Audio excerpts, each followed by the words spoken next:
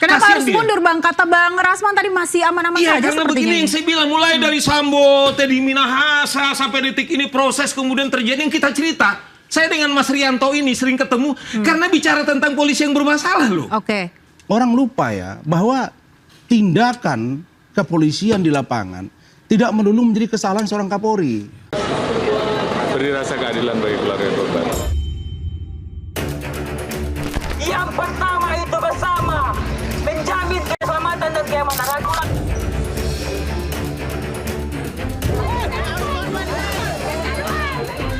Tarik semua pasukan BRIMOB dari urusan-urusan dengan masyarakat ya.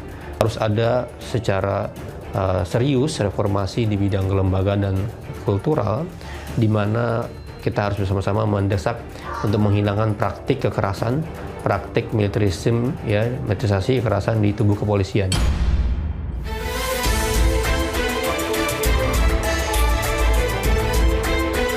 Ada prinsip yang berlaku pada polisi di seluruh dunia, namanya diskresi. Itu tidak ada pada militer. Kalau militer nembak itu bisa diurut ke atas siapa yang paling bertanggung jawab, gitu. Nah, di polisi tidak.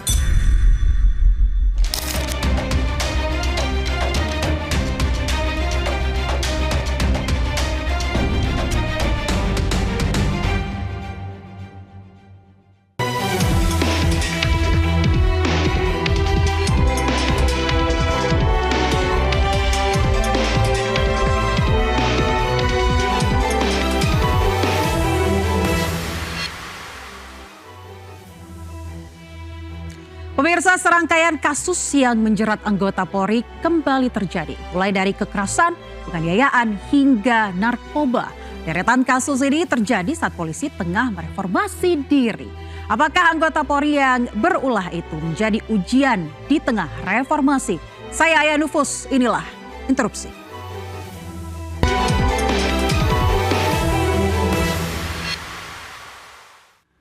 Pemirsa sudah bergabung di Studio Interupsi pada malam hari ini. Saya akan langsung perkenalkan ada Ketua Badan Pengurus Indonesia Risk Center, Bang Julius Ibrani. Terima kasih sudah hadir di Studio Interupsi, Bang. Dan juga sudah ada praktisi hukum Bang Saur Siagian yang malam ini hitam-hitam nih keduanya. Janjian sepertinya ya. Bukan lagi berkabung tapi ya. Bukan lagi berkabung. Oke, baik. Di sebelah kanan saya sudah ada praktisi hukum juga, ada Bang Rasman Nasution. Terima kasih Bang sudah bergabung. Selamat malam. Assalamualaikum warahmatullahi wabarakatuh. Waalaikumsalam. Dan juga sudah ada penasihat ahli Kapolri Bapak Arianto Sutadi. Terima kasih Bapak sudah hadir. Terima kasih Mbak. Baik, sebelum kita mulai saya ingin mengingatkan kepada seluruh narasumber bahwa rules di Studio Interupsi adalah Anda boleh adu gagasan, boleh adu argumen, tapi pastikan Anda katakan interupsi. Baik, saya ke Bang Julius Ibrani dulu deh. Bang, ini masih awal tahun 2026. Kalau dihitung itu sudah ada sekitar 5 kasus anggota Polri yang dinilai mencoreng institusi Polri. Pendapat Anda seperti apa? Apa sebenarnya akar masalah? Tentu kalau kita bicara akar masalah, ini kaitannya juga dengan fungsi Polri itu sendiri ya. Kita nggak bisa pungkiri bahwa 16 plus fungsi Polri berdasarkan konstitusi dan kewenangan itu artinya setiap hari dia berada di sekitar kita di seluruh aspek, yang artinya juga potensi kesalahan, kegagalan kinerja, temuan masyarakat, sorotan publik itu pasti ada di seluruh titik, nggak cuma 5. Kalau mau kita ungkit, setiap hari masyarakat menghadapi itu. Nah, pertanyaannya kenapa mesti terjadi? Nah, ada 2 hal. Pertama, Polri kurang menyadari bahwa banyaknya kewenangan itu dan banyaknya pasukan di lapangan itu minim pengawasan dan minim komando dari atas ke bawah. Sehingga apa? Diskresi-diskresi di lapangan, miskoordinasi di lapangan, tidak memahami kondisi dan situasi masyarakat, bahkan perannya sendiri seperti kasus Brimob Ditual itu, yang seharusnya tidak berada di situ dan tidak menangani kasus seperti itu akan menjadi santapan masyarakat sehari-hari. Nah, ini yang kami katakan kemarin kepada Komisi Percepatan Reformasi, termasuk Pak Kapolri dengan tim transformasi, bukan periode bulanan tapi harian, Anda harus mencapai perbaikan sistemik, utamanya kultur. Karena masyarakat menghadapi kultur kekerasan, kultur militerisme yang terus diterapkan dengan berhadapan pada masyarakat. Nah, selama ini belum berjalan, selama ini belum ditargetkan. Program banyak ya, ada program, kemudian ada timeline segala macam. Tapi yang tidak kita lihat adalah target hari ini apa yang diubah, besok apa yang berubah, siapa yang ditindak, siapa yang diawasi, dan bagaimana itu biar terus continue. Itu kami tidak melihat. Sehingga yang kita lihat di berita sehari-hari, viral di media sosial, itu tidak akan pernah berhenti ya. So no viral, no justice. No viral, no justice, no protes, maka tidak akan ada proses. Kan seperti itu ya. Oke, baik. Bang Rasman, terkait dengan no viral, no justice. Ya. Menurut Anda seperti apa, Bang? Begini, saya merujuk pada TAP MPR nomor 7 tahun 2000 tentang pemisahan TNI dan Polri. Nah, jadi berangkat dari TAP MPR dimaksud, Polri telah membuktikan dirinya untuk bagaimana mereka bergerak di bidang ketertiban masyarakat dan penegakan hukum. Nah, jadi kalau merujuk pada pernyataan dari Saudara Julius tadi, bahwa seolah-olah Polri tidak melakukan pembenahan, tidak melakukan fungsi pengawasan secara melekat di masyarakat. Saya kira kita harus pahami bahwa penduduk Indonesia hari ini 287 juta jiwa. Dengan Polri kita yang ada di lapangan itu hanya 260.000 hari ini. Tapi apakah jumlah jadi alasan, Bang? Maksud saya bahwa berbanding satu polisi dengan 1.000 penduduk. Baik. Artinya Polri memang kesulitan untuk mengawasi secara keseluruhan. Maka kalau ada sedikit misalnya tindakan di lapangan yang sedikit represif dan lain sebagainya, itu dapat kita maklumi. Tetapi poin yang paling penting saya sampaikan adalah bahwa ya tentulah kita tidak setuju kalau ada anggota Polri yang membunuh anggota Polri lainnya atas nama senior dan junior. Baik. Kita juga tidak setuju ada pembunuhan lain terkait juga dengan tindakan kepolisian. Tapi yang perlu kita cermati bahwa hari ini Polri itu melakukan pembenahan terus, baik secara struktural maupun budaya. Dan saya lihat bagaimana Kapolri selalu membangun komunikasi yang intens. Kalau boleh saya bilang dalam sebulan itu bisa berapa kali rapat Zoom dengan semua Kapolres seluruh Indonesia. Artinya memang Kapolri sedang berupaya dan jajaran agar semua upaya penegakan hukum dengan fungsi triberatanya itu pelayanan, mengayomi, melayani, melindungi itu tetap terlaksana.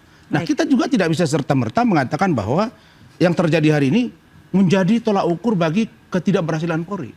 Saya malah melihat bahwa Indonesia relatif aman dengan 260.000 penduduk, dengan 260.000 polisi dan 287 juta jiwa Indonesia. Kira-kira begitu. Berarti Anda setuju ada masalah dalam kultur internal saya melihat Polri? memang ada. Tetapi sekali lagi, berapa kali kita menyaksikan terjadi gesekan di dalam. Dan kita juga melihat bahwa Kapolri senantiasa menyatakan bahwa ada upaya pembenahan. Nah, kalau berangkat dari kesepakatan kita untuk melakukan reformasi Polri, Kapolri tidak ada masalah. Misalnya sebelum Presiden Prabowo menerbitkan dan menunjuk tim reformasi percepatan Polri, Kapolri sudah melakukan itu secara internal.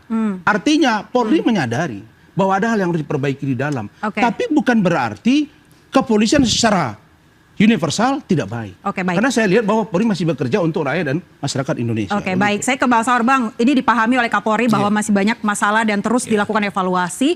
Tapi kalau kita lihat dari Komisi Reformasi Percepatan Reformasi Polri sendiri, ini katanya rampungnya masih lama, Bang. Kalau menurut Anda apa nih? Saya kira kalau rampung lama udah sempat tenggelam kita bubar sebagai negara. Karena gini, kalau kita bicara soal polisi, bicara diri kita. Karena itu polisi kita. Betul. Dan salah satu saya kira tugas yang mulia dari semua atau sebagian besar daripada tugas itu adalah tugas kepolisian. Coba menjaga keamanan, ketertiban, kemudian melakukan perlindungan, pengayoman dan pelayanan masyarakat dan penegakan hukum. Coba profesi apa yang seperti itu? Cuman kan begini, Man. Kalau kita lihat misalnya dari mulai kasus Sambo, saya selalu harus sebutkan kasus Sambo, Rasman. Bayangkan ini adalah polisinya polisi yang simbol ketertiban daripada polisi. Salah satu yang dihukum seumur hidup. Kenapa bagi kita berangkat dari sini? Artinya adalah harus kita jujur. Bahwa ada yang gagal total terlepas memang kita nggak mungkin seperti Rasman bilang. Bahwa memang pembenahan. Tapi outputnya sampai dengan detik ini kita bicara masih dalam proses sedang ada reformasi. Masih terjadi pemerkosaan, pembunuhan, yang tadi Ijul bilang, yang sebenarnya tidak harus seperti itu.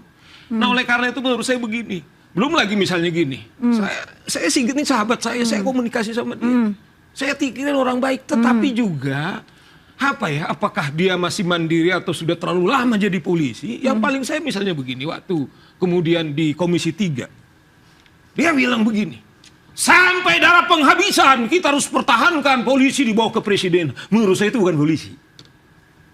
Karena polisi ini bukan organisasi untuk mereka, tapi polisi yang dibayar Rasman, Mas Arianto, dibayar Jul, AA, untuk membeli seragam mereka. Makanya dibilang adalah ini polisi negara, kemudian polisi Republik Indonesia. Siapa yang berdaulat memberikan mereka seragamnya, sepatunya? Adalah rakyat. Kenapa tiba-tiba Sigit sahabat saya ini kemudian mengatakan pernyataan, akhirnya apa?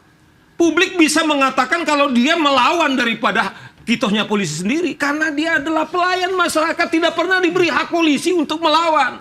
Tetapi yang adalah melayani masyarakat, kalau tahu dalam konteks kepemimpinan, dia tunduk kepada presiden, apa perintah presiden yang mengatakan siap perintah.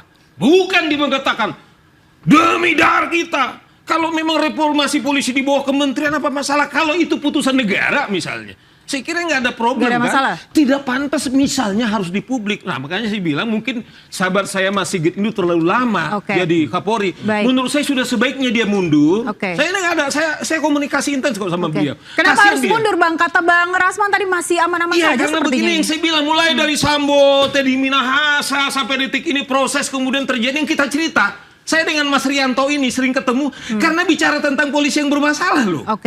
Yang kami hari-hari berapa kali ketemu ini. Nah, apakah kemudian konsumsi kita hari-hari di mana reformasi sedang berjalan, mestinya Mas Sigit tahu diri dulu. Kita berikan para profesor-profesor hebat-hebat ini mencari Saya interupsi tugasnya. nggak? Iya boleh, silakan Pak Rasman. Jadi saya kira apa yang disampaikan Bang Saur bahwa itu realita, ya. Tapi orang lupa ya bahwa tindakan kepolisian di lapangan tidak melulu menjadi kesalahan seorang Kapolri. Kalau boleh saya jujur Bang Saur.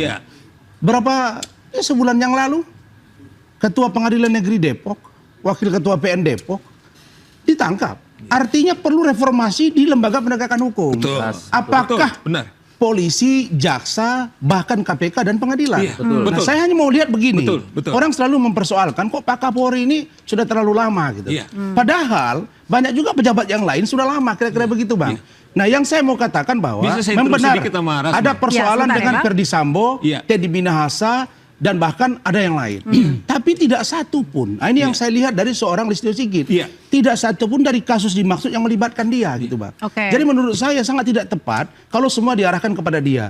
Tetapi dia sudah mengatakan bahwa saya siap kalau memang perintah presiden, saya akan siap. Yang dia katakan di DPR itu Bang begini.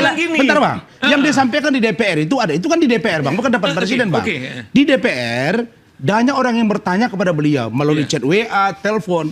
Maka dia buat penegasan bahwa Polri lebih ideal di bawah presiden. Salah satu poin pernyataan dari seorang Kapolri mengatakan bahwa akan mengalami atau membuat lebih lemahnya, akan melemahkan pemerintahan. Dalam hal ini presiden. Kita tidak tunduk pada presiden.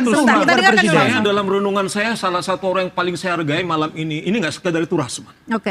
Saya tahu bagaimana kecewanya waktu kasus dia tersangka. Tapi malam hari ini, benar, saya ini bukan bapling. Saya hormat sama beliau. Dan saya kira sikap-sikap seperti Rasman ini kita hargai, bahwa dia adalah melihat persepsinya dari situ. Dan saya kemudian tidak bantah soal itu. Man, masalahnya begini. Sigit juga menambahkan, kalau saya diberikan kementerian menteri ini, nggak lebih baik saya jadi petani. Enggak, Man. Kalau dia masih jadi polisi aktif, nggak ada dia pilihan dia. Hanya siap perintah presiden apa, tidak bisa dibilang, saya tidak akan bisa jadi petani. Artinya clear. Yang terjadi, Man, saya tidak ragu soal katakanlah Sigit ini berambisi, tidak. Tetapi sedang mempertaruhkan yang tadi Rasman bilang, 500 atau 450 ribu. Termasuk ayah saya yang sudah pensiun bertaruh. Tetapi lebih dari itu, kalau kita bicara polisi, Man, bicara mereka, nasib mereka. Man, begini. Siapa yang bermimpi seorang Kapolres mengakhiri hidupnya hanya sebagai tersangka narkoba dan geng narkoba, apakah kita tumpahkan kesalahan kepada dia? Coba bayangkan bagaimana sakitnya kalau kami dengan Rasman mungkin sebagai petarung hanya paling seperti Rasman Saya bangga dengan dia, berkali-kali saya bilang, dia datang tegak, dia masih tampil seperti ini. Bahkan berkali-kali dia teriak nggak fair dengan polisi, berpihak kepada Hotman Paris. Malam hari ini dia muncul untuk membela polisi. Itu yang kita bilang. Tapi itu Rasman, maksud saya. Kalau terus ini kita biarkan, saya bilang korban juga kawan-kawan ini. Nah, ini matter of leadership. Ini kepemimpinan, tidak soal Jadi personal. ada standing point interupsi. Ada standing pointnya Bang begini Bang. Saya harus buka. Memang betul yang Bang sampaikan. Saya juga mengalami ada dugaan kriminalisasi Bang. Saya hadapi. Cuma saya mau katakan bahwa ada dugaan agenda terselubung dari beberapa orang, termasuk di tim reformasi Polri hari ini. Itu yang sedang kita jaga. Kelihatannya jangan sampai ada tikus di dalam, meskipun tikus itu puluhan, tidak akan membaik kalau dia dirubuhkan rumahnya. Kira-kira begitu pikiran saya. Jadi ini malam ini di segmen pertama ini argumennya bukan dari polisi begitu ya. Kita akan dengarkan dari mantan polisi nanti terkait dengan seperti apa tantangan dari reformasi Polri ini. Tapi kita akan jeda terlebih dahulu pemirsa, tetaplah di Interupsi.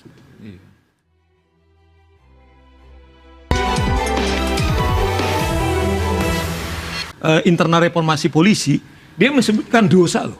Dosa pertama daripada kami adalah waktu rekrutmen katanya. Fakta, banyak orang nitip. Anda kembali di Interupsi bersama saya Aya Nufus. Pemirsa, saya ke Pak Rianto. Pak, tadi dikatakan oleh Bang Rasman bahwa kesalahan yang dilakukan oleh anggota bukan kesalahan yang dilakukan oleh Kapolri. Sebenarnya seperti apa sih Pak hierarki di tubuh Polri ini? Apakah dalam undang-undang ini memang bersifat komando tunggal atau seperti apa Pak? Saya tidak akan jawab satu spesifik gitu ya. Iya, Saya ingin jawab karena tadi tiga-tiganya kalau ngomong tentang reformasi polisi kan. Tapi kita akan tanya dulu nih Pak. Ya. Saya nggak jawab itu dulu. Saya gini, saya itu menjadi polisi ya, mengamati para Kapolri. Sudah ada 25 Kapolri sekarang. Rata-rata ada yang menjabat 1 tahun, ada 2 tahun, 3 tahun, yang 5 tahun itu cuma 3 atau 4, termasuk Pak Sigit ini. Itu masa jabatan Kapolri ya. Sekaligus jabatan kita. Salah satu yang terlama. Kemudian yang kedua. Sekarang udah 7 tahun ya? 7 tahun ya sekarang ya? Enggak, 5 tahun. Baru 5 tahun kemarin. Baru soal itu. Nah, terus kemudian yang mengenai reformasi. Reformasi polisi itu, istilah reformasi polisi itu adalah ketika kita dulu dari ABRI dikeluarkan supaya menjadi sipil. 2002 reformasinya adalah merubah mindset polisi yang waktu itu militeristik menjadi sipil. Sasarannya itu dulu ya. Nah, merubahnya itu pakai waktu itu dengan 3 strategi. Reformasi kultural, struktural, instrumental. Gitu kan? Struktural hanya merubah aturan, nah gampang itu, tidak ada masalah. Kultural itu yang susah. Karena apa? Kultural itu kan merubah mindset orang yang di lapangan. Kenapa susah? Kan? Berat ya. Tugas polisi itu sangat luas. Kamtibmas, pelayanan masyarakat, Gakum. Yang ini masing-masing kalau dipilih orangnya beda-beda sifatnya ini. Kalau yang dia pelayan dia harusnya kan lemah lembut gitu. Tetapi yang penegakan hukum nggak bisa kan? Dia penindakan. Itulah kompleksitas daripada susahnya mereformasi polisi itu. Itu. Yang ketiga, tantangan yang berat lagi, jumlahnya sangat besar. Orangnya itu anggotanya. Saya dulu masuk polisi itu tahun 71. Jumlahnya waktu itu kurang lebih cuma 50.000 itu. Begitu saya masuk, Pak, saya pendidikan bagus hasilnya. Begitu saya masuk polisi, saya kaget. Loh kok polisi kok nggak seperti yang saya diajarin. Saya dulu waktu menjadi polisi diajarin menjadi pelayan yang baik, tugas yang gini, penegakan hukum harus hafal aturan, harus taat gitu. Tapi begitu sampai di lapangan, saya melihat praktek itu, saya bedakan paling gampang gini lah, ada polisi yang baik dan ada yang buruk. Itu risiko daripada suatu lembaga kan. Nah, dalam rangka inilah yang mencari yang buruk-buruk ini supaya baik bagaimana, kemudian yang baik itu bisa diorbitkan, kemudian yang tidak baik itu bisa dihilangkan. Itu dibutuhkan pengawasan. Pengawasan itu ya paling utama, pengawasan besar pada polisi itu paling besar adalah yang atasannya. Pengawasan melekat namanya. Karena apa? Setiap hari berdinas yang mengawasi polisi itu adalah hanya atasannya. Tadi Pak Kiki bilang kan polisi itu diskresi gitu kan. Yang namanya polisi itu diskresinya kan besar. Artinya apa? Dia boleh menggunakan kewenangan dimanapun tanpa harus izin, nggak seperti tentara itu disuruhkan gitu kan. Itulah namanya diskresi. Nah sayangnya ya, karena tugas terlalu besar, saya dulu tamtama pendidikan 6 bulan. Dia dari KUHP dan sebagainya, saya hafal Pak itu. Tapi begitu turun ke lapangan, dikasih kewenangan yang sangat besar sekali. Sementara atasan kita itu pada nggak melanggar gitu. Oke, baik. Nah, itulah sehingga akhirnya kultur itu jadi susah untuk memperbaiki yang baik, Bang Bu. Oke. Setiap Kapolri ya, saya kebetulan 71 sampai sekarang ini jadi dinas, saya mendampingi Pak Kapolri mulai ada 7 Kapolri. Oke. Mulai Kapolri yang zaman lama yang jujur, mulai Pak Kunarto itu, yang manajemen itu, ahli manajemen, Profesor Awaludin, Pak Anton itu yang dibilang taktis itu.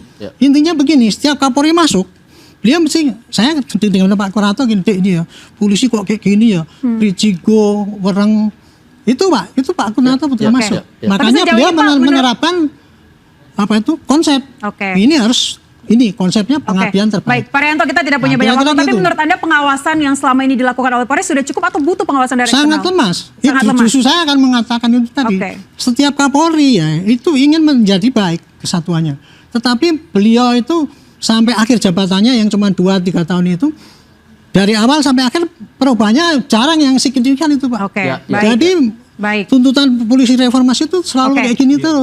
Sudah banyak usaha yang dilakukan. Saya akan ke Bang Ijul. Bang Ijul, tadi pengawasan dikatakan oleh Pak Rianto tidak cukup sehingga saat ini masih lemah. Menurut Anda seperti apa? Jadi gini ya. Kalau kita ngelihat jumlah rasio normal polisi di dunia, malah kita kekurangan banyak ya. Betul, seperti yang dikatakan Bang Rasman tadi. Apalagi fungsi paling banyak itu polisi Indonesia 16 lebih.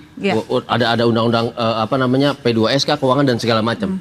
Saya mau katakan begini, bukan dengan jumlah maka jadi justifikasi untuk melakukan kesalahan. Polri pernah punya gagasan, punya program, misalnya tahun 2000-an awal, community policing. Jadi kalau perdebatan kita hari ini polisi ditempatkan di mana, saya harus katakan polisi ditempatkan bersama masyarakat sipil. Di tengah masyarakat sipil, disitulah polisi harus membangun kultur sipil yang humanis, pendekatan yang negosiatif, dan diskresi yang tadi dijelasin Pak Arianto, harusnya bukan diskresi atas pribadi, tapi diskresi atas kondisi masyarakat. Tanya Kapolrestabes Surabaya, ada mahasiswi Unair tidak mampu bayar kosan, tidak mampu makan, mencuri. Apakah ditangkap oleh Kapolrestabes Surabaya? Tidak, dibiayai dan dibeasiswakan.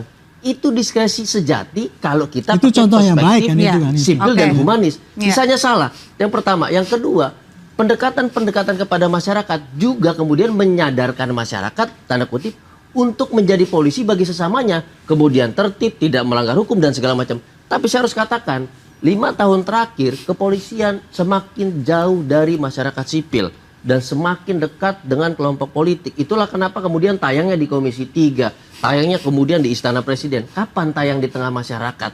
Masyarakat miskin dan segala macam. Itu yang kami tagih. Sehingga ketika masyarakat teriak soal ada di lapangan lempar ke Pak Kapolri, ada peristiwa begini lempar ke Pak Kapolri, itu adalah harapan karena dia percaya komando tertinggi atas diskresi ada di tangan Pak Kapolri. Itu yang diharapkan.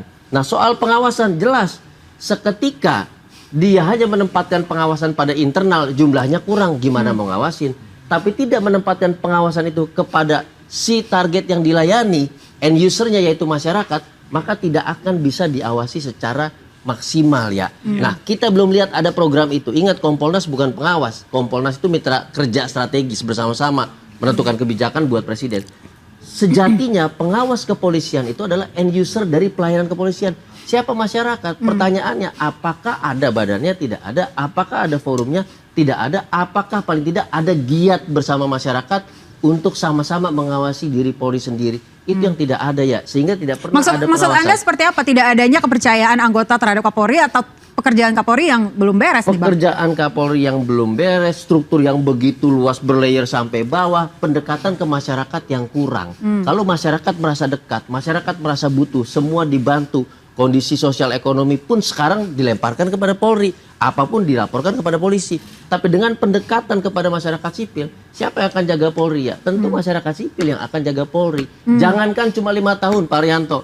Kalau sudah dekat, merasa dibutuhkan, bahkan ada Kapolres-Kapolres yang ketika dipindahkan, karena sudah lebih dari 4 tahun, lebih dari 3 tahun, ditangisi oleh warga. Karena warga merasa kebutuhan kemasyarakatan, ketertiban segala macam itu didukung oleh Kapolres-Kapolresnya.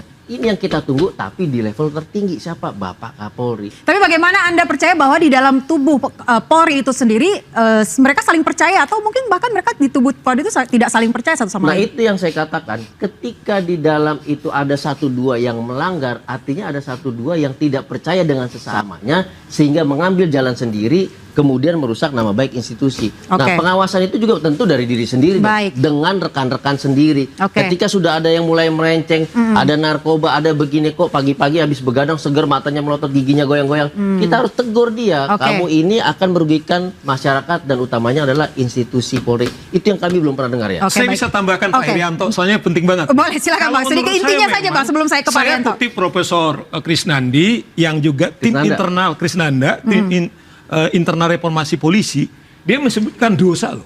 Dosa pertama daripada kami adalah waktu rekrutmen katanya. Fakta, banyak orang nitip. Itu secara eksplisit dikatakan ya. Iya, secara terbuka. Bahkan dibilang dosa-dosa kami ini kamu Ya, mau terbuka. ya. Artinya sebelum pengawasan yang dibilang Pak Arianto yang saya sangat hormati, memang dari awal Rasman udah bermasalah misalnya. Coba bilang, coba kita audit. Sekarang yang masuk Akpol itu, rata-rata itu banyak anak-anak pejabat terlibat dan anak-anak pejabat polisi. Nah artinya Tapi apakah adalah itu salah, Bang? bagaimana- Tapi apakah itu salah, Bang? Nggak salah. Tapi Oke. pertanyaannya adalah apakah mereka itu diutus dengan fair seperti zamannya Pak Arianto? Oke.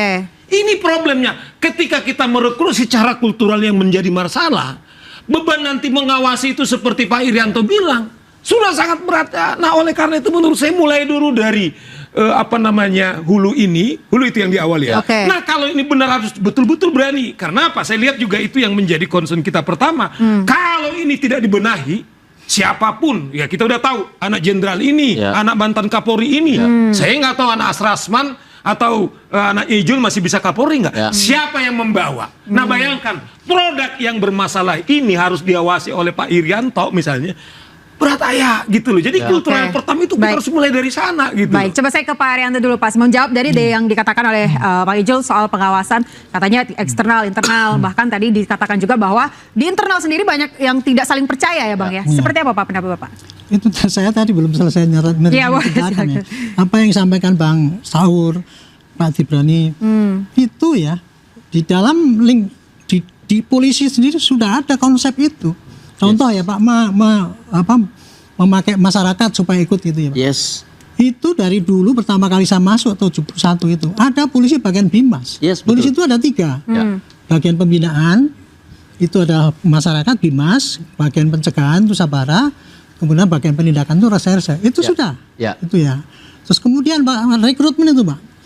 Rekrutmen itu Pak dari pertama kali itu sudah dibina sepingan baik lah. Mulai berapa 10 tahun yang lalu itu kalau pakai asesmen. Kemudian pakai outsourcing. Timnya itu yang apa itu? Penelitinya itu ya. Pakai outsourcing terus dibatasi dan sebagainya. Tapi sampai sekarang ternyata ya nggak bisa bersih-bersih amat itu Pak. Celakanya orang ya dari luar sekarang lebih percaya bahwa kalau dia itu kalau masuk polisi itu mesti pakai bayar. Masih sebulan yang lalu Pak. Ya. Saya itu Pak ada nggak apa channel masuk? Saya kan merasa ahli. Dipikirnya punya kuota gitu kan. Wah saya nggak pernah punya kuota ini.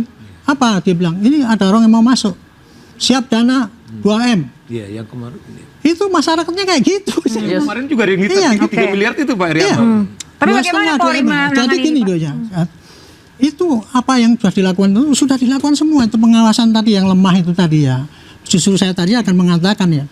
Tuntutan yang terakhir ini yang 3 bulan yang lalu itu mengemuka pada 9 poin yang harus diperbaiki oleh polisi. Kalau menurut saya kalau ini 9 poin ini bisa diperbaiki dan saya yakin saya punya berdasarkan pengalaman saya, pengamatan saya 9 poin ini mau dirubah itu karena itu yang di lapangan Yang disebutkan sana. di DPR Komisi 3 itu Pak? Bukan anggota, ini kan satu ya saya sebutkan.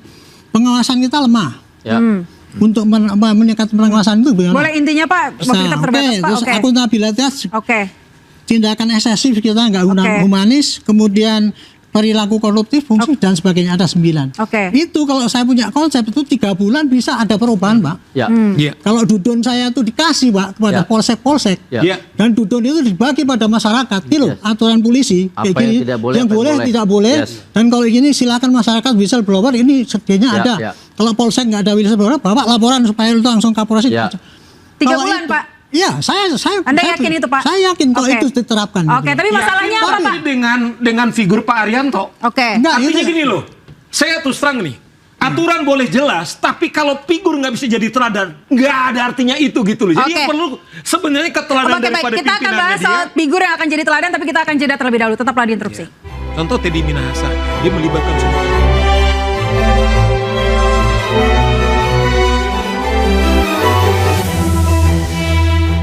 Saya lihat bintang 3 pakai Land Cruiser.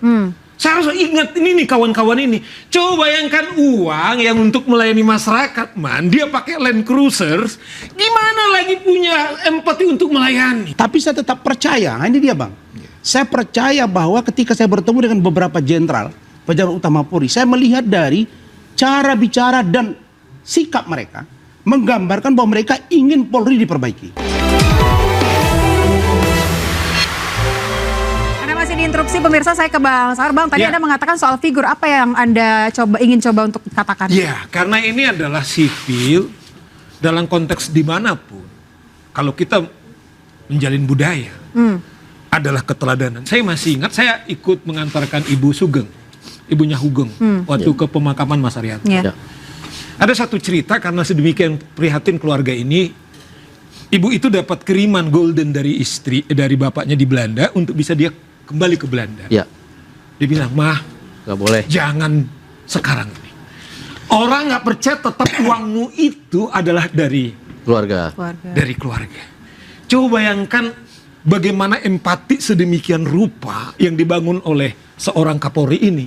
Bayangkan tidak ada dalam kejaksaan presiden bersih, kemudian Panglima TNI bersih, kecuali Kapolri namanya Pak Hugeng. Artinya sebenarnya polisi punya modal sebenarnya yang menjadi teladan, bukan sekedar untuk diberikan kepada polisi. Coba, hal detail saja di Rasman saya masuk ke Kapolres, mungkin kamu Yuriara, saya lihat bintang 3 pakai Land Cruiser. Saya harus ingat ini nih kawan-kawan ini. Coba bayangkan uang yang untuk melayani masyarakat, dia pakai Land Cruiser. Gimana lagi punya empati untuk melayani? Oke, saya mau dengar dari Bang Rasman, silakan. Baik. Saya kira banyak pikiran dari Saudara Julius, Bang Saur, Pak Arianto tadi, kita sepakat ya bahwa perlu pembenahan di Polri, yes. Yang saya tidak sepakat itu jangan ada persoalan di bawah terus mengarahnya ke Kapolri, itu saja.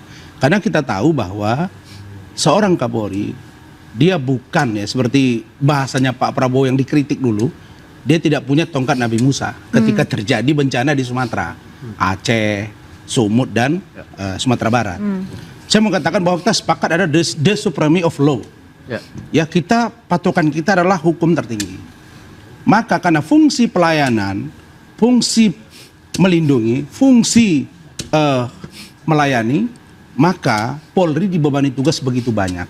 Sebenarnya kalau boleh kita sepakat bahwa hari ini ada banyak pikiran-pikiran cerdas yang dilahirkan oleh teman-teman semua. Termasuk misalnya saya, benar kata Bang Saur, saya ini orang yang berdiri tegak untuk Polri. Tapi saya sendiri ada dugaan kriminalisasi yang sangat tidak pantas. Saya harus berhadapan dengan pengadilan. Tapi saya tetap percaya, ini dia Bang. Saya percaya bahwa ketika saya bertemu dengan beberapa jenderal, pejabat utama Polri, saya melihat dari cara bicara dan sikap mereka, menggambarkan bahwa mereka ingin Polri diperbaiki. Dari situlah saya masuk. Saya sepakat bahwa saya harus masuk dalam gelanggang agar saya ikut bersama mereka, menggendong persoalannya agar Polri lebih baik ke depan. Itu pikiran saya Bang. Dan saya lihat ada perbaikan itu Bang di dalam. Nah yang justru saya lihat sekarang, ada semacam persaingan institusi Bang. Ya saya jujur saja, ada institusi yang justru berupaya untuk dia menunjukkan prestasi lebih tinggi di depan presiden ketimbang Polri. Ini yang tidak sehat. Padahal mereka sebenarnya kerjanya penegakan hukum. Itu yang Abang katakan tadi. Harusnya Polri tidak juga dia misalnya dibebani urusan MBG. Dan ini akhirnya orang melihat siapa pemimpin yang mampu menginterpretasi dan melaksanakan instrumen di lapangan apa yang dimau oleh seorang presiden. Maka ketika itu tidak dilakukan oleh seorang pejabat, termasuk Kapolri, maka dianggap dia tidak mendukung program presiden. Padahal beban berat seorang Kapolri luar biasa. Nah saya Bang, saya buka saja. Didik itu, mantan Kapolres Bima Kota itu adalah teman saya Bang. Itu teman baik saya bersahabat baik dengan dia. Ketika saya berkunjung ke Bima Kota, ada satu kasus, saya diterima di salah satu tempat. Ada satu danau kecil, dia bangun rumah panggung. Ini orang unik menurut saya. Sampai saya bilang sama dia, kenapa Adinda kok terima tamu di sini? Iya saya di sini Bang. Saya ngantor di sini hampir 24 jam. disiapkan di bawah ada kafe. Saya tanya kenapa begitu? Saya ingin polisi baik. Itu ikon dia. Polisi baik. Tapi ketika dia bicara saya amati ini orang bagaimana ya? Feeling saya menduga waktu itu something wrong. Ternyata benar bahwa dia ternyata menjadi seorang pengguna dan pengedar narkoba sekaligus memerintahkan anak buahnya. Nah sekarang saya katakan bahwa ada keinginan besar dari Pak Arihanto, ada keinginan besar dari Bang Saur, dari Pak Dinda Julius, kita semua. Tapi kalau kita tidak gotong bersama-sama ini, maka menurut saya mari kita dukung presisi ini bisa diwujudkan. Mari kita bisa memberi pikiran kepada presiden dan yang lain sebagainya agar Polri jangan dibebani urusan yang bukan tugas dia. Sehingga kewenangan ini tidak tumpang tindih. Maka karena ini berkaitan dengan urusan politik, maka kelihatan Kapolri selalu dilihat dalam langkah politik. Padahal dia dipaksa oleh keadaan untuk dia berpolitik. Sesungguhnya dia tidak ingin berpolitik karena Polri benar bahwa dia ingin melayani, mengayomi dan melindungi masyarakat. Kira-kira begitu. Ya Bang, tapi soal penegakan hukum tadi ini juga dinilai masih banyak evaluasinya loh Bang. Iya, kita sepakat. Saya jujur Bang Saur ya. Pada waktu saya ditersangkakan itu salah satu dirnya itu bintang 1. Saya telepon dengan dia. Kasus Vinaiki kan saya pasang badan juga Bang. Apa dia bilang ke saya? Mohon maaf Bang Rasman. Ternyata kami salah nilai. Tapi perintah atasan Bang. Ini yang saya berharap agar orang yang menonton saya bicara ini sudah malu dia. Dia sudah malu. Karena ternyata Rasman berbuat untuk kita tapi dia kita zolimi. Tapi menurut keyakinan saya masuk di dalam untuk memperbaiki Polri lebih baik daripada saya biarkan. Ya, nah ini jadi itu pikiran saya. Ini sekarang masih bintang 1 orangnya Bang. Ini maksud saya adalah betul itu kami sebagai advokat tuh Pak Irianto juga bisa tahu memang kultural militer itu sangat kuat gitu loh. Misalnya atensi. Inilah kata yang sering di telinga kami sebagai seorang lawyer ketika berhubungan dengan polisi, artinya yang sebenarnya tidak punya dasar hukum karena tunduk kepada atasan. Inilah sering terjadi apa yang saksikan dari Pak Irianto. Nah oleh karena itu menurut saya soal struktur ini harus segera kita perbaiki karena memang kita sudah pisah dari tentara. Cuma kalau enggak ya seperti Rasman bilang tadi, itulah terjadi praktek hampir 100%. Karena apa? Kita telepon pimpinannya, ini atensi dari atasan.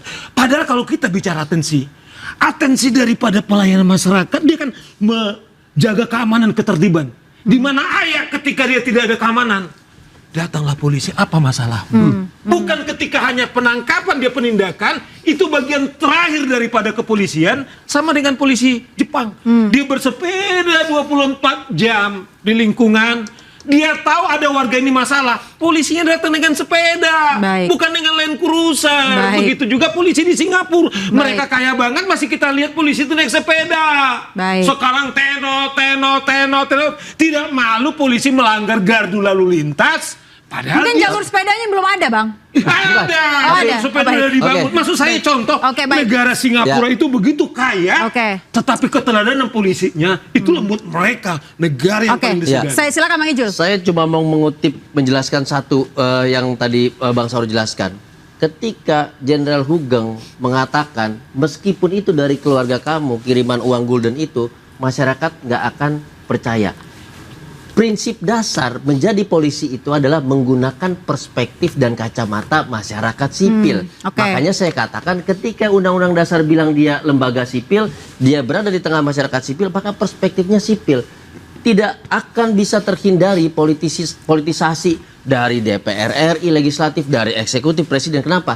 Satu-satunya institusi besar yang memiliki struktur seperti presidensial adalah Polri. Tetapi ketika Polri itu ditempatkan masyarakat sipil, pakai perspektif masyarakat, menggunakan pendekatan kepada masyarakat, dan itu pernah ada presiden bagusnya, Jakarta pernah tidak menindak pendemo yang sampai bikin tenda nginep berhari-hari, pernah.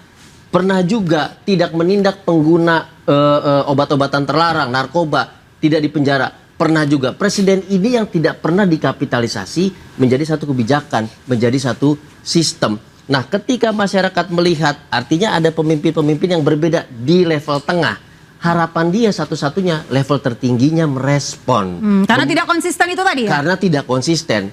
Ya, ketika ada seorang anak yang nakal, tetangga melihat kenakalan anak itu, tetangga nggak mungkin nyari abangnya, kakak tertuanya siapa. Yang dia cari bapaknya siapa.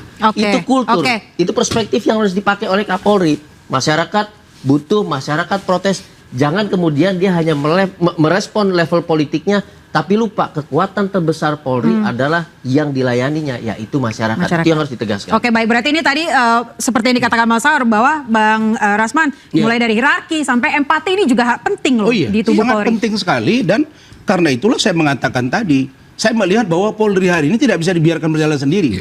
Orang-orang seperti Adinda Julius, Bang Saur, apalagi Pak Arianto, kita harus masuk dalam, Bang. Oke. Kita tidak bisa berharap banyak dari parlemen karena mereka berpolitik, ya. Mereka berpikir jabatan Kapolri itu adalah jabatan politik versi mereka. Ya, banyak suara-suara memang bahwa kalau nanti nitip mau jalur Akpol, mau Bintara dan lain sebagainya, memang ada dugaan-dugaan transaksional itu. Yang saya mau lihat sekarang satu saja. Kenapa saya masih condong ingin mendukung Pak Kapolri, Pak Sigit ini? Karena saya melihat dari sekian banyak kasus besar, tidak ada satu mata rantai yang langsung ke dia, kira-kira gitu. Artinya orang ini masih bersih gitu loh. Dan ketika saya melihat di pejabat utama Polri, masih banyak ingin Polri lebih baik. Tapi soal penempatan Polri aktif di lembaga sipil itu begini, seperti apa, Bang? Dan itu kan sudah putusan MK ya. Dia nanti ke depan tidak akan terjadi lagi. Nah, yang saya mau katakan bahwa mari kita bersama-sama. Ini loh.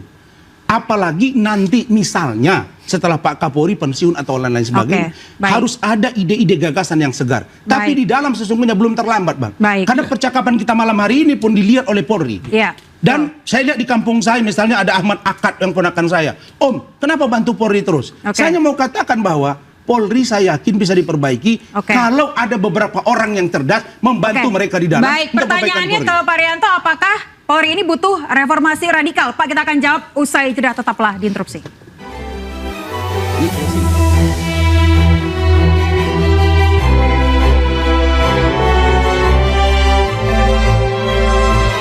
Setiap ada pelantikan, selalu saja kita melihat memang ramai anak-anak para petinggi Polri yang jadi Akpol. Dan itu tidak salah ya, Bang, ya?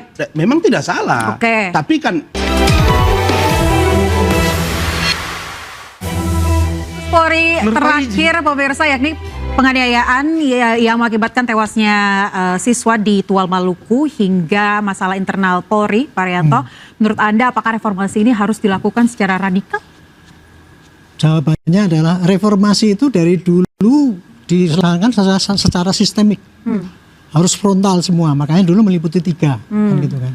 Tapi kemarin ada tuntutan reformasi lagi kan gitu kan. Nah, kalau menurut hemat saya, yang terakhir ini yang bikin polisi jatuh itu hanya di kultural ini sebetulnya. Kalau struktural instrumentalnya sebenarnya tidak begitu parah lah, kecuali kalau itu karena desakan-desakan daripada instansi yang lain yang iri pada polisi, itulah itu jadi dimasalahkan. Berarti menurut Anda kultural ini menggerogoti sistem akhirnya? Kalau ya justru kultural ini yang harus cepat dirubah. Makanya kemarin saya sarankan, Pak, yang kultural ini terutama yang pernah aku di lapangan itu 3 bulan sebetulnya bisa diatasi kalau caranya benar gitu loh. Nah sekarang ini saya amati ya, sudah dikasih petunjuk-petunjuk, Pak Krisnanda itu segini. Tebal banget ya? Tebal segitu kan, Pak ya. Nah, petunjuk gitu. Cuma masalahnya kan itu nggak terbaca sama yang di lapangan. Saya nyuruh yang dudun yang praktis pakai digital, sayangnya sampai sekarang belum sampai ke yang terdepan. Jadi sampai sekarang anggota itu saya yakin dia nggak punya pedoman. Apa yang harus dikerjakan dan mana yang tidak itu nggak tergerak. Makanya itulah yang kultural ini, yang perilaku yang terdepan itu utamanya itu harus cepat. Selama ini, ya, kalau itu yang lain itu sistem yang lain itu seperti apa mengenai rekrutmen kemudian itu kan jangkanya kan nggak bisa cepat itu. Baik. Kira-kira gitu. Baik, ke Bang Ijul, Bang. Kalau menurut Anda reformasi ini harus radikal atau Anda punya opini lain? Radikal itu dalam dunia perfilman sifatnya seasonal, musiman. Saya berkali-kali bilang kalau kita pakai kata reformasi maka harus fundamental. Fundamental itu apa? Berarti berbasis konstitusional. Forumnya harus konstitusional, bukan tiba-tiba tim dadakan yang dibentuk lalu levelnya politik keluar-keluar setiap hari, hasilnya nggak ada, bahkan hanya kutip-kutip sana sini. Saya udah bilang, artinya apa? Harus ada reformasi regulasi undang-undang Polri-nya. Itu tahun 2002 loh. Cyber di situ belum ada, kejahatan keuangan belum ada, kejahatan yang lain-lain belum ada. Bahkan struktur Polri sudah duluan membentuk direktorat TPPO, PPA segala macam yang nggak ada di undang-undang. Artinya apa? Dari segi regulasi, mandat konstitusi itu kita jalankan, kita perbaiki. Dari segi sistem, kompartementasi itu tidak mungkin ya satu manusia bisa menjalankan 16 fungsi sekaligus. Harus ada spesialisasi, harus ada spesifikasi pendidikan. Dan yang paling penting adalah ketika kita bicara pengawasan, fundamental sekali di pengawasan ya. Jangan orang yang melaksanakan tugas kemudian juga disuruh mengawasi. Harus bentuk sistem pengawasan. Misalnya program-program yang disampaikan Pak Arianto tadi, ketika dibentuk satu program untuk pengawasan, harus ditunjuk siapa yang melakukan day to day pengawasan itu. Itu dari internal? Harus dari eksternal juga harus ada. End usernya adalah masyarakat, perspektifnya dari masyarakat. Kita sudah cukup perspektif dari internal. Bukan jabatan politik? Bukan jabatan politik. Bukan mantan Polri? Bukan mantan Kapolri, bukan jabatan politik, bukan politisi, bukan panja-panjaan, tetapi siapa perwakilan masyarakat. Bang Rasman ini perwakilan masyarakat, advokat ini juga masyarakat yang tahu kinerja Polri karena berhadapan dengan mereka-mereka ini. Apa mandatnya, bagaimana pengawasannya, itu harus ada. Independen, non politis. Nah ini yang sangat fundamental. Kalau tadi Pak Arianto bicara kultural ya, kultural itu adalah satu komponen penting dalam peradaban masyarakat. Itu fundamental. Ketika kulturnya diubah, maka terjadi perubahan fundamental. Nah ini yang kita tunggu. Pak Kapolri selesailah dengan goncangan-goncangan politiknya. Meskipun sekarang juga lagi dibakar di mana-mana. Dan itu harus disikapi agar tidak berujung pada tadi permintaan politik ganti sana ganti sini, geser sana geser sini. Tetapi di masyarakatnya apakah sudah diambil langkah? Bagaimana setiap hari paling tidak Polri 1 meter lebih dekat dengan masyarakat sampai di hari keberapa Polri itu dianggap bagian dari masyarakat. Itu yang kami tunggu dan itu sangat fundamental ya. Oke, Bang Rasman, Anda setuju dengan reformasi fundamental yang dikatakan Mbak Ijul? Iya, saya kira fundamental yang dimaksud adalah akar masalah. Kita sepakat bahwa ada akar masalah di bawah. Rekrutmen, kemudian instrumen penegakan hukum mereka, kewenangan misalnya kan. Tapi inilah amanah dari TAP MPR. Dulu masa Orde Baru, itu justru Dewi Fungsi ABRI lebih dahsyat lagi gitu ya. Dan kita hidup di zaman itu. Nah jadi barangkali. Tapi Anda belum komen soal rekrutmen yang dikatakan oleh Bang Saur. Ada anak pejabat, anak petinggi di Polri. Begini, kita memang melihat ya, setiap ada pelantikan, selalu saja kita melihat memang ramai. Anak-anak para petinggi Polri yang jadi akpor. Dan itu tidak salah ya Bang ya? Memang tidak salah. Tapi kan bolehlah rakyat mungkin menduga. Nah sekali lagi saya katakan tadi, apa yang sampaikan Bang Saur itu, apakah rekrutmen itu sudah dilakukan melalui tahapan yang benar-benar fair? Nah sekali lagi saya melihat bahwa ada upaya untuk memang Polri dibenahi, termasuk rekrutmennya. Tetapi saya katakan dari bahagian banyak yang lain, yang dianggap bermasalah di Polri masih banyak juga yang baik, kira-kira begitu. Nah karena itu maka kita harus menilainya dengan secara balance. Itulah namanya check and balance system. Tapi bagaimana komunikasi yang kita bangun fundamental itu, ini bisa dilakukan dengan Kapolri yang sama, Bang? Dapat dilakukan. Dengan Kapolri yang sama. Dan saya lihat sekarang memang contoh, begitu ada satu masalah, Kapolri perintahkan periksa seluruh aparat Polri, lakukan tes urin contoh.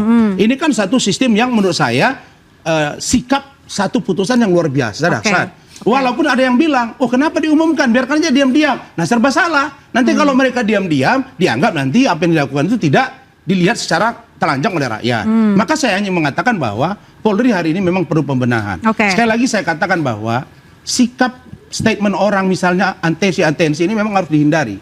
Supaya rakyat tahu bahwa hukum benar-benar law is justice declared. Sekali lagi saya ada di dalam bagaimana Polri bisa ke depan lebih baik. Saya akan membantu bersama Pak Arianto dan kita semua. Saya percaya Polri benar-benar satu payung hukum yang ditegakkan oleh Polri benar-benar mengakar dan untuk rakyat dan keadilan untuk masyarakat. Kira-kira begitu. Baik, jadi reformasi perlu dilakukan tapi dengan cara berbeda-beda tadi dikatakan ya. Saya juga belum bisa menyimpulkan, tapi saya mau tanya ke Bang Saur, Bang, reformasi ini apakah bisa dilakukan dengan satu Kapolri yang sama? Saya dari tadi nunduk sesungguhnya. Ada tadi Pak Arianto sudah bilang perubahan fundamental apa. Memang kalau kita bicara struktur, itu melibatkan teman-teman di DPR.